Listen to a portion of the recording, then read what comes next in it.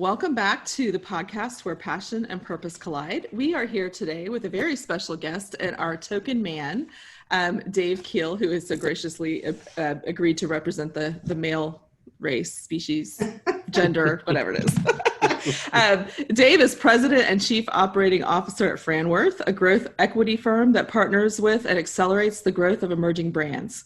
Franworth brings over 450 years of franchising experience to its partnership with the Lash Lounge, City Row, Madison Reed, SCOA, Title Boxing, and several other affiliate brands. A four-time franchise CEO, Dave Keil most recently led the Lash Lounge, a Franworth brand and growing franchise system offering semi-permanent eyelash extensions in locally owned luxurious salons. Keil led the organization through a national expansion from 19 units to more than 107 units open today. So welcome to the show, Dave. We're very excited to have you. And Rebecca, you're going to start us off with our interview. Yes, well, I'm excited to actually get to see you face to face and have you on Where Passion and Purpose Collide. The first question I want to ask you is around your own personal mission. Can you tell us where that came from and where that's taking you to? Yeah, thank you. And Elizabeth, Rebecca, thanks for having me. I'm excited to be here. So thank you for the opportunity. Yeah, I'll start with my mission statement, and then if that's okay, then I'll back up and tell you how I got there. So my personal mission statement is to honor God by loving my family well. And then how I'm going to manifest that. That's in really two ways. One is sharing lessons on purpose. And secondly, scaling businesses for good. So we're certainly happy to unpack that later, but how did I get there? Probably 25 years ago, I made the decision to live on purpose. I found myself being a different man at home and at work and, at church or wherever. And so I'm like, that's not the way I want to live. I want to live on purpose. And I came back at the time with a number of different pillars in my life that were important. Family, I've been married for more than 30 years. I've got kids who, that are fully grown now. Faith's always been a big part of my life. So I began to craft those back then, 25, probably 30 years ago. And that was certainly helpful, but 2019 was a transformational year for me. And what I did, I entered a program called Halftime Institute. So one of my favorite books of all time is a book called Halftime by a gentleman named Bob Buford. And it's a lot about how do you live the first part of your life for success, and then the second part of your life for significance. They run a program, it's a faith-based organization in Dallas. And I became a fellow in 2019. So I was put in a cohort with 12 other people in my same area of life. Amazing people. Sally Blount was on it. Sally now leads Catholic Charities, but she was the first woman CEO or dean of NYU and the first woman dean of Kellogg Business School. A retired major general who was the head of strategy for the Army. I mean, I was in this amazing group of people who for a year went through this process. And what I would say is that your listeners could do some of the same, these kind of 3 steps that we went through. The first thing we did was do all the Myers-Briggs and Enneagram and all that stuff to really understand who we were. What's at our core? How are we built? How have we gotten some success? But what were the elements of that? And doing a little archaeology about, who you are, why you are who you are. And then the next thing for me, this was really important. As busy as we all are, we had to create some capacity in our life. So time to think about this stuff, time to actually work on your purpose and think about your passions, not just, running from meeting to meeting, or in our world in COVID, Zoom to Zoom. Mm-hmm. So I actually had to put time on my calendar. I mark it in gold, block time every day for quiet time, to be in the Bible. For me, that's how I relax, to go exercise, and also to be thoughtful and purposeful about what my purpose is. And finally, it's about what's the application. How am I going to go take those talents, think about it, how am I going to go apply that? And then for me, it's combining my experience that you said in the open that, I was a 4-time franchise CEO. I have some expertise in franchising, but I also have a heart for people and helping people. And so how could I go position that in the nonprofit space? That's a Wow, lot.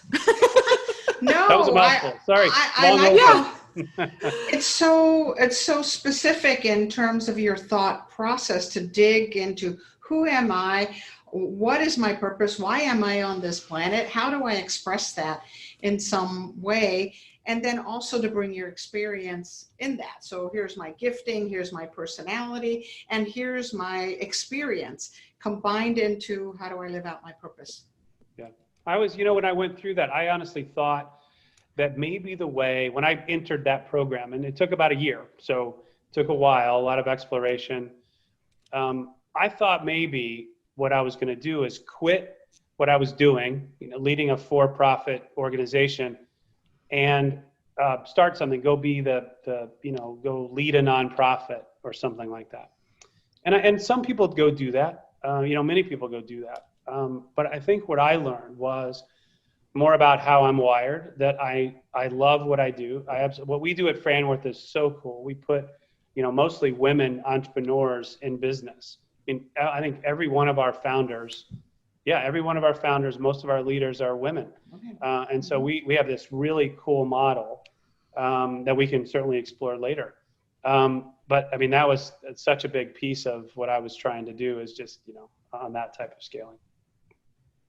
Well, and I think what you've been able to do, I mean, there's so many things we could talk about. They're all going through my head, but finding that passion and purpose that combine with the path that you're already on. I think when you're on that path where you can combine those things, that's really the ideal situation, right?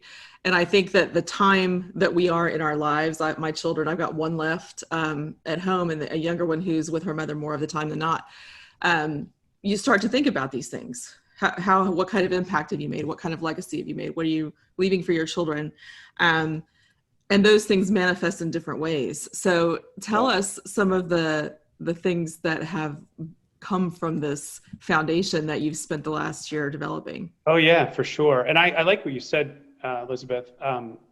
The leverage point that you talked about, I like to think about leverage. I think that is what I found was that, staying in my current position, I do have a lot of contacts. I have certain, relationships in the business, and I've levered those now, staying in my own role and doing these other things. So how these have manifested themselves, on the lessons on purpose side. So that part of my mission, I've created a blog called lessonsonpurpose.com. So it's pretty simple name. And so for years I shared life lessons, and again, sitting around the kitchen table, we'd have just normal, I have 3 kids. We'd be having normal kitchen conversations. And I would always look for an opportunity to share a life lesson. I always wanted to have that grandpa or dad that say, oh, I remember my dad used to tell me whatever. I didn't really have that. So I wanted to be that guy that shared those life lessons, and I began to write them down. And that's one thing that I would share with your listeners that I've found just to be transformational for me, is whether it's a mission statement, whether it's a lesson, whatever it is, if you want to be intentional about it. For me, the discipline is just writing it down, committing it to paper. It helps to manifest itself and bring it real. So I began to start to document life lessons, and it's really in a couple different areas. One are just basic work life lessons. I've learned some things for working for 35 years, just basics on communication, on prioritization, on things like that. So there's some work lessons embedded in there. There's also some lessons really on just living on purpose. How do you lead through the unknown? How do you lead change? How do you do things like goal setting and do those very purposefully? So I just found I went back to the things that I've coached now, and I moved from individual contributor to leader. And some of what I'm doing now is more of sage, like being more of a coach or a counselor to others. And so I've recognized that if I've repeated the same coaching message more than once, I'm beginning to write that down. So I've got, I maybe have 15 or 20 life lessons written. I have a notebook over here with about 40 that I need to still write. So plenty of work to do, but I wanted to, the ones that I'm going to share multiple times, I wanted to leverage it. And the most read one on that was, and your listeners can go, or watchers can go to that, was about a time that I was unemployed. I was between 2 jobs. I ran Honey Baked Ham as CEO, and then later ran Pure Bar, both franchise companies. But in between there, I was out of work for about 6 months. And so I really in there describe what I was going through. And this is you may say, oh yeah, you go from a CEO job to a CEO job, whatever. No, I mean, I had the same doubts as everybody else about what's going to be next for me, what's a recruiter for, what's my why am I doing this? So that might be useful for your readers. So Lessons on Purpose is one way, Elizabeth, that I've demonstrated that. That's absolutely beautiful. Do you find just this mindset of being on purpose or living on purpose and this idea that you want to be the sage in other people's lives, do you uncover lessons that maybe you just took for granted before? Meaning you kind of bump, oh, that's a life lesson. That's something I can now share with others. Is it happening coincidentally that way?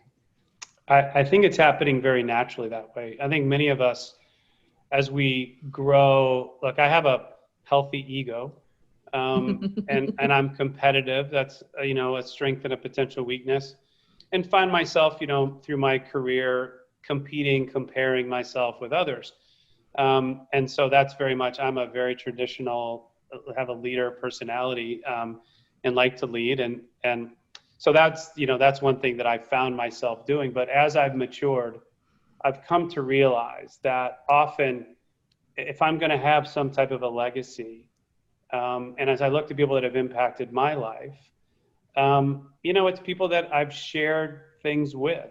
And my executive coach, best thing I ever did was bring on an executive coach through this process. He likes to say that my fruit is going to grow on other people's trees. Yeah. And so I really like that, a lot of what I'm trying to do, and now as I've become more purposeful, I've realized that it's not all about me.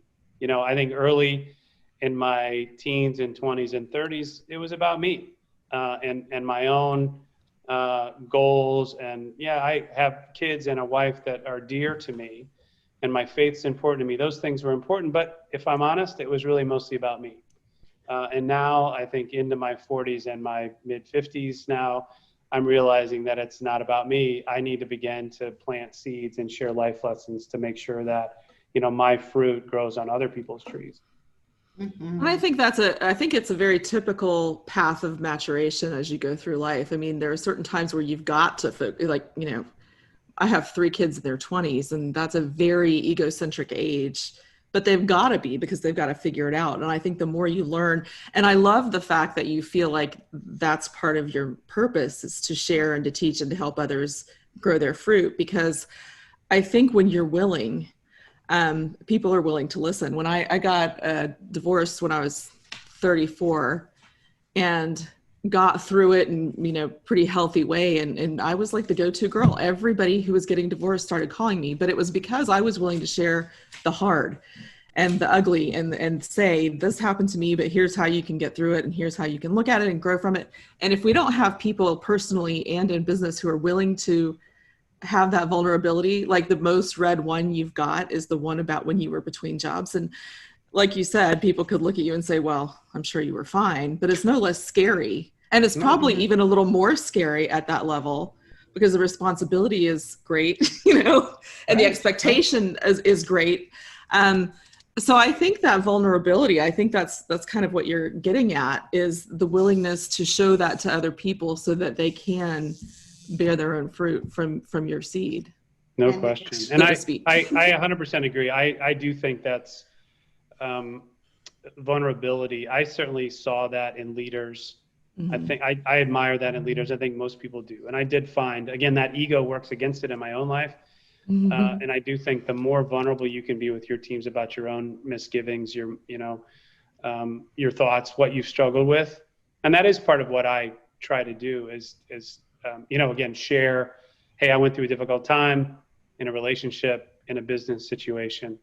And if I can share it and that experience can bless somebody else, then of course I'd like to do that. So, yeah. Wow. That self-reflection is so important. One of the things when I went through a difficult time, a transition like you went through, the life lesson I came away with was, it wasn't about me, that I had in some way made myself an idol, right? Instead of what we should be worshiping.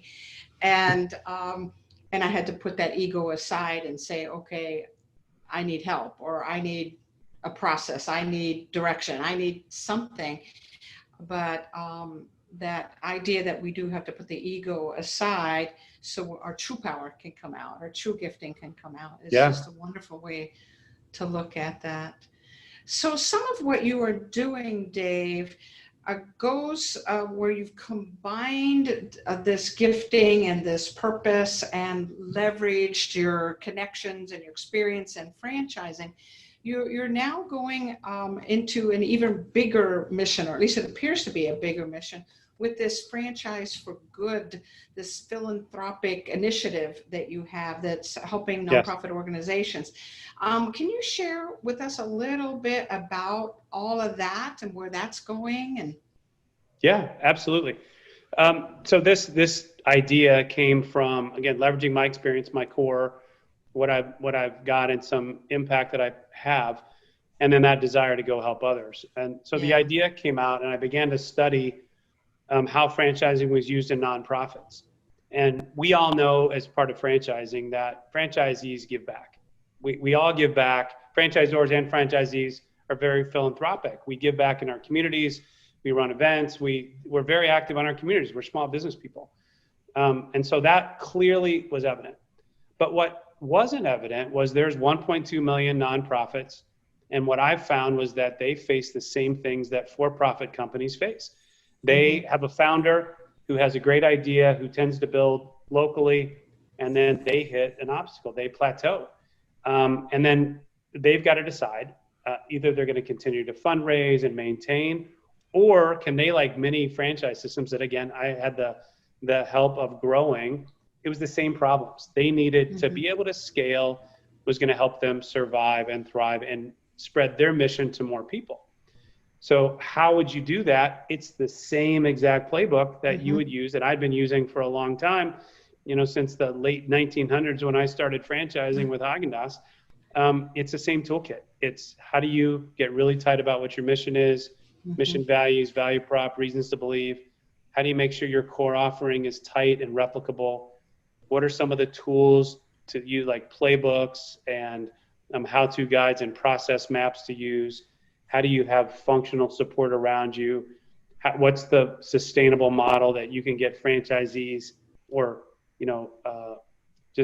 arms out on the spoke to pay back in to fund the core?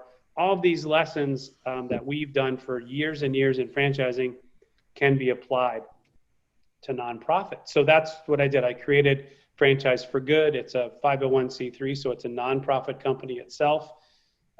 Its mission is to scale nonprofits for social good. And it's really just as simple as that, about taking all the stuff we've learned in franchising, apply it to nonprofits. And so I think it's a decent idea, one that's unique in the market. There are plenty of people that can consult, and there are many great consultants out there. But what we're trying to do is bring what Franworth does in the franchise for-profit space. You mentioned some of those brands before, like the Lash Lounge or City Row or SCO or Title Boxing. How do we go then apply that to the nonprofit space? Luckily, I got my first customer, was a pretty good one. Another person that went through halftime, a gentleman named Pat Hamill, runs the biggest home builder in Colorado. And he started a nonprofit himself. His company was bought by Berkshire Hathaway, so Warren Buffett, that Berkshire Hathaway. And so he's got a missionary heart as well, wants to impact people for the kingdom. And he had an idea of doing trade job creation. So he created an academy that trained people in trade jobs, one unit, and wanted to scale it.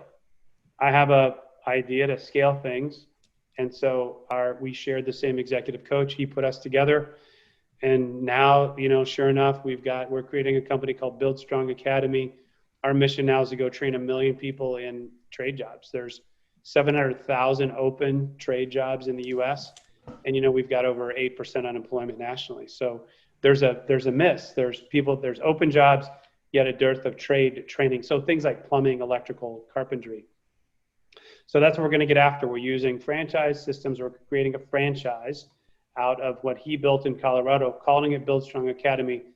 And so we can go scale his nonprofit for good. So pretty good first customer. I'm pretty lucky with that. But we're just getting started.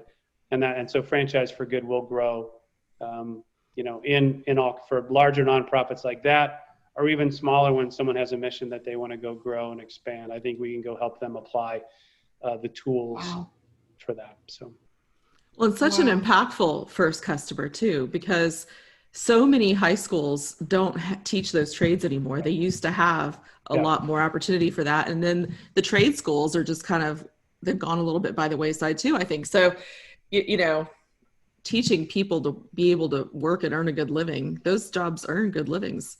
They do. They very much do. We have a dearth of those here. Yeah. Oh, I'm sorry. I didn't mean to. Go ahead. I just was saying we have a dearth of trained trade workers here in Alabama, I think.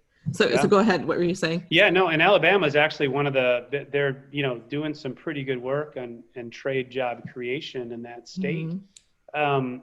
But there's still a gap. There's still that gap. One of the things that we're going to do is, we'll be a bit of a consolidator in a market. So there is existing there. We think it's a good time for this because there is high unemployment in the trades. There are trade dollars. So states and federal government want to go create these trade jobs.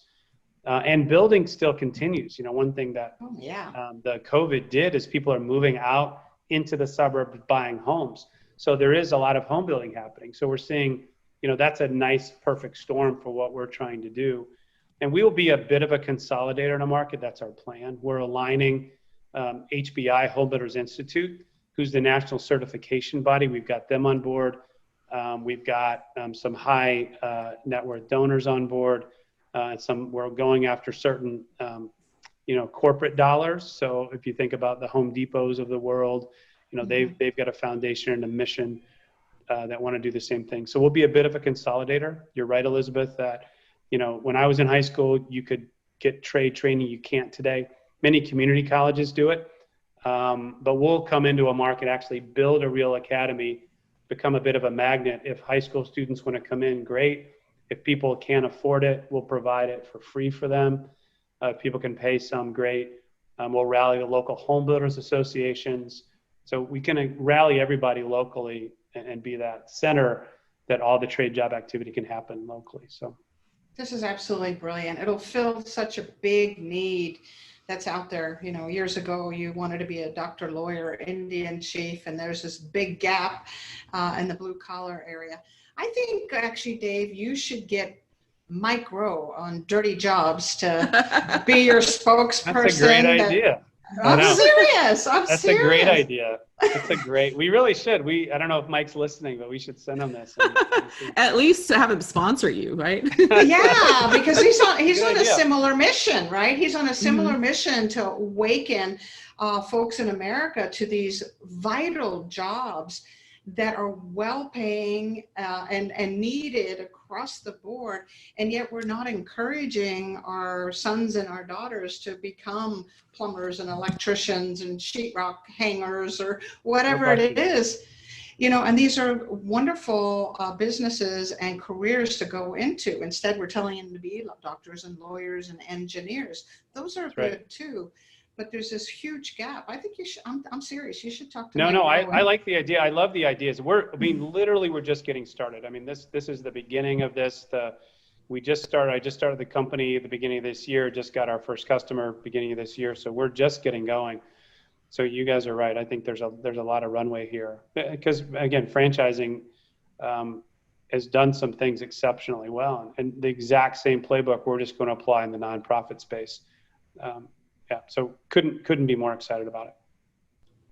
I think it's brilliant. But shifting gears a little bit, I know that from both directions, you have had a lot of influential and important women in your life. And whether it's been intentional or not, I don't know, but you tend to have been leadership for female-based or, mostly female brands. So I want to talk about both of those directions. Like who was it in your life that were the strong women who influenced you, and how did that carry on to what you're doing today and have done in your business life? Yeah.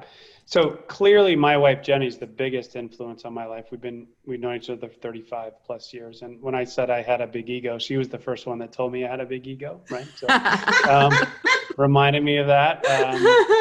Was this before you were married? It was before we were married. Okay.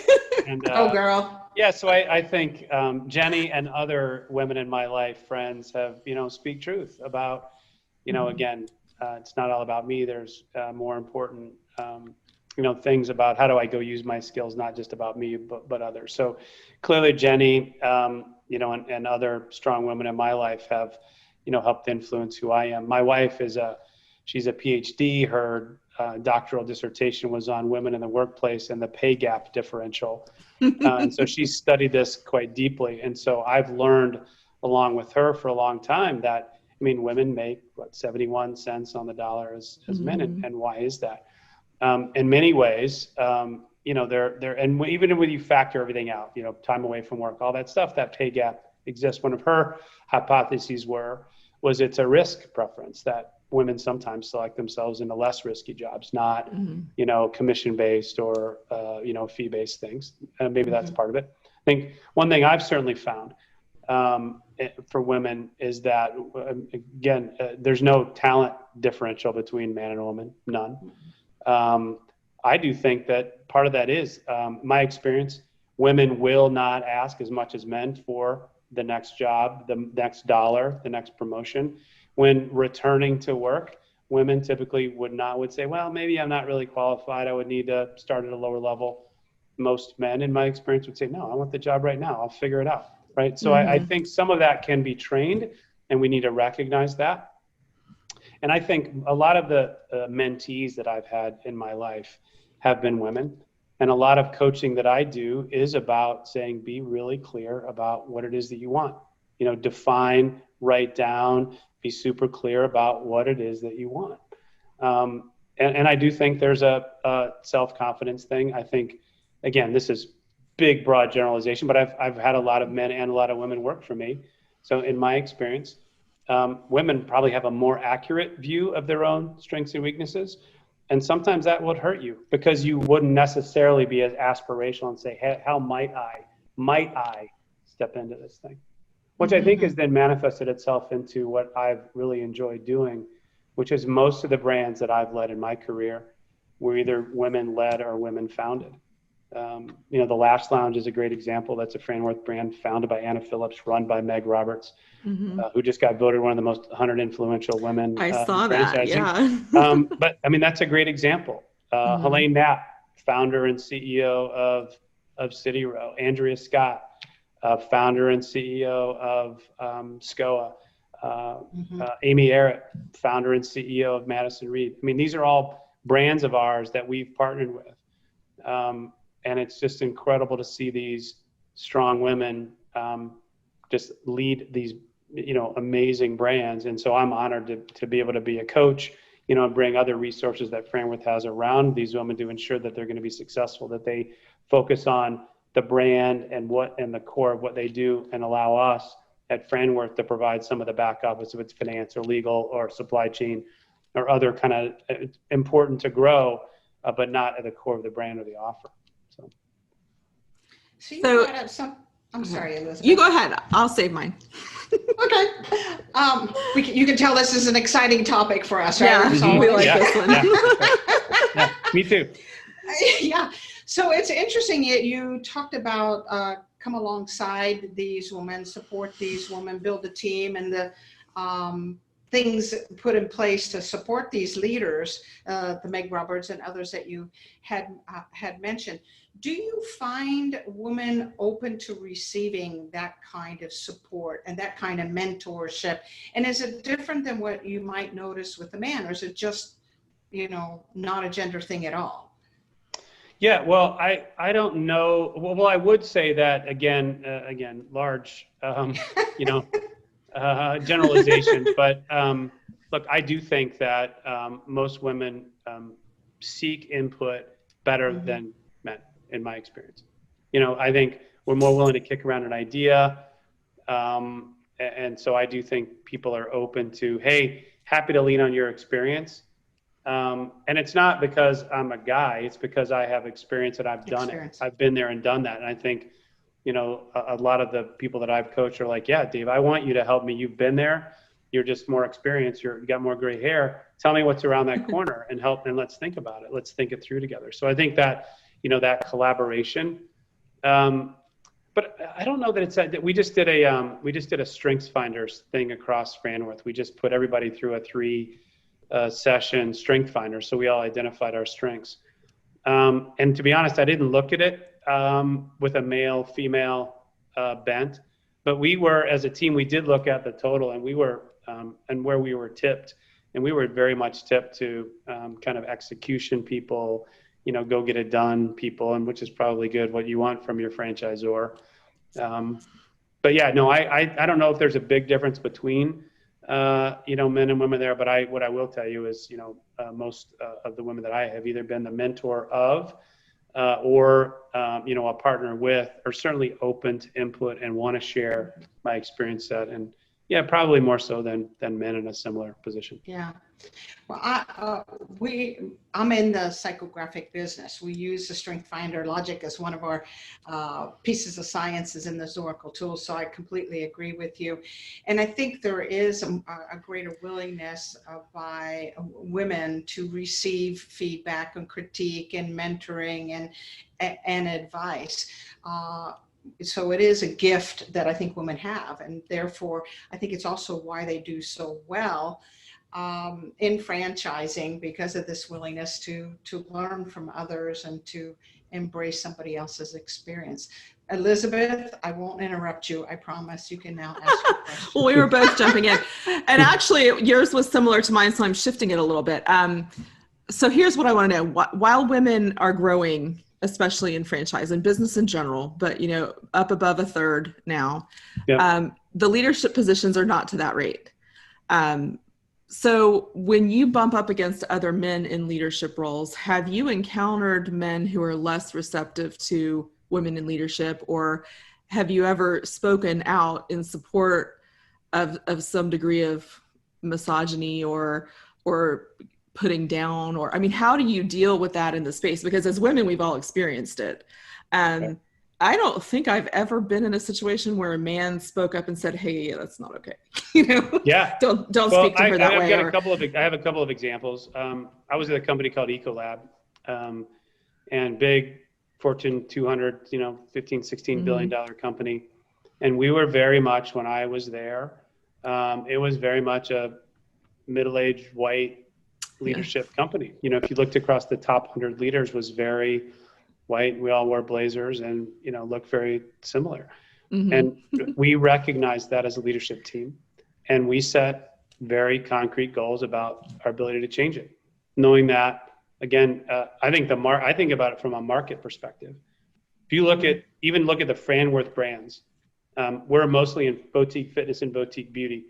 And the decision makers for those are primarily women. 90% of the people who are our franchisees are our decision makers about, am I going to consume, one of the products, are women. And we were finding that at Ecolab at the time, that we did not look like, our sales team and leadership team did not look like our customer. Mm-hmm. And so we set hard goals to go make that a difference. We had to, we set goals about putting a woman or person of color on every slate for open jobs. Mm-hmm. And they have, over the last decade or more, shifted the business significantly there at the board level, at the senior leadership level, within the sales ranks. And so I've seen that personally and been on the inside, not in the boardroom, but the next click down, in the major leadership of a team that made that decision to be different. We at Franworth do think about that. I have talked to Meg Roberts, one of our female leaders, about how do we go get more Meg Roberts in there. And we do talk about the women on our team. Then again, I think if you looked about when I started at Franworth about 2.5 years ago and pulled up our page versus if you go pull it on today, in terms of the diversity and number of women, it's better. It's not where it needs to be. It's not. But we've hired more women on my tenure than we've hired men.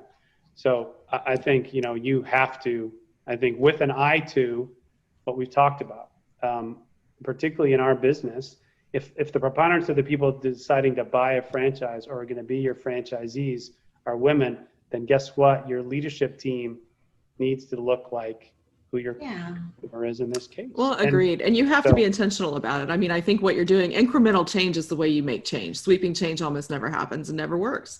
So I talk about that a lot in the things that I do outside of my work.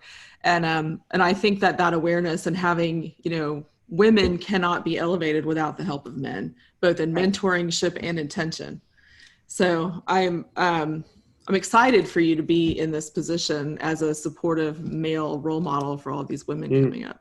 Yeah. And I think, women also need to speak up, right? And I think, as you thinking about org design or wherever, I think I went back before to say, again, it's a very big generalization, but typically, what I would see is that the loudest voice would be a man's at the table. And that's not okay.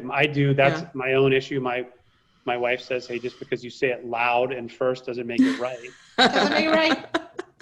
And I'm like, really? I thought it did. I thought that was I right. know, of course. So, It's no, all about the roar. It's all about the roar. So I do think that, we all need to recognize that. And I guess I would encourage, any woman to, speak up. The leader's not going to know what's on your mind unless you share what's on your mind.